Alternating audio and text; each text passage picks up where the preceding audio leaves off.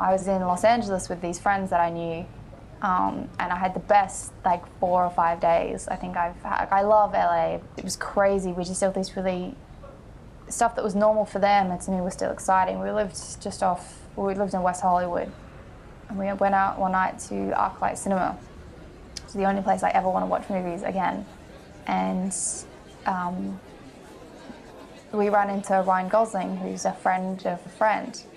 And I didn't really think about it because I was on the phone to my ex, who was calling me a lot.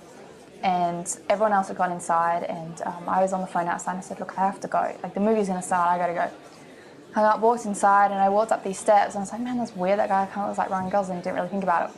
So my friend Carolina, and I was like, hey, dude, what's going on?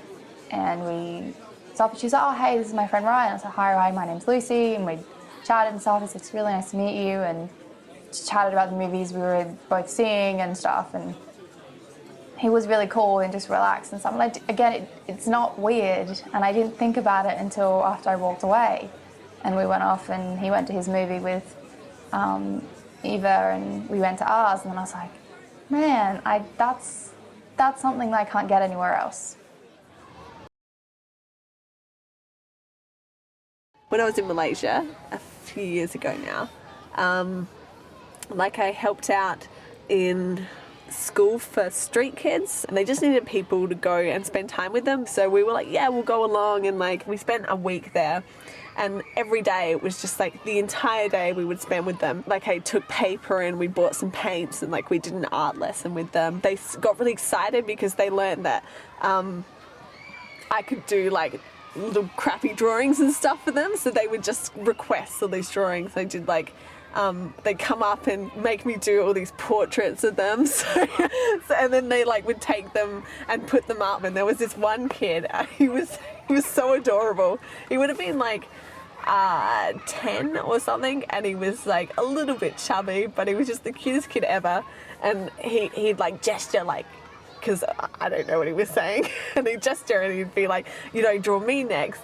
And he would stand there with the most regal pose, like he was a king, and he would just look into the middle distance and pose, and I'd do his portrait, and he'd nod approvingly like an art critic, yes, I'm happy with that. And he'd come back 3 times a day for different portraits, and so in the end we had a line of 10 or 12 portraits of this one kid in different poses.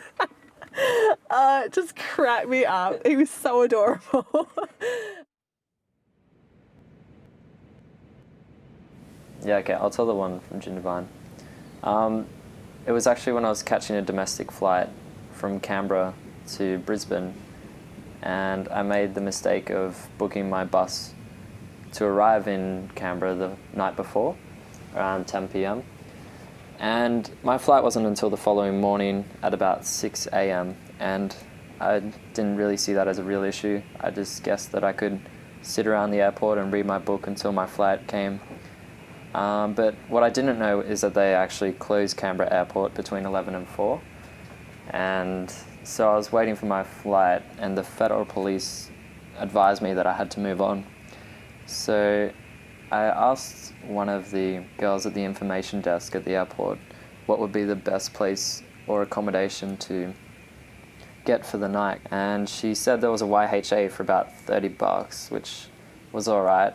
So I called a cab, and when I arrived at the YHA, they informed me that it was fully booked, and the cheapest accommodation available for the night was $120. So I was in a bit of a pickle, and I just started walking. It was about midnight at this point, and it began to rain. So I was in the middle of the city with my snowball bag and a backpack, and I had nowhere to stay for the night. And I found shelter in this quiet park pretty close to the city, and I decided what would be the harm in just opening up my snowball bag and taking a nap in a hedge for just a few hours until I could catch a bus to the airport. And so I found a quiet, secluded area, and I actually did manage to fall asleep. And it wasn't until a couple of hours later when I woke up and I realized that the rain had begun to fall a lot harder. Everything I owned was soaked because my bag was open, and I got out of the hedge and realized that it wasn't even raining. I'd just been sleeping in a hedge with a sprinkler. I had no dry clothes whatsoever, so I found a public barbecue and I heated it up and tried to dry some of my clothes on that. And then by that stage, the sun was coming up, so I caught a bus to the airport. I had to catch probably one of the worst flights of my life, because you can imagine how horrible that would be for the guy sitting next to me. I'm sure I wouldn't have smelled that great after spending a night in a hedge.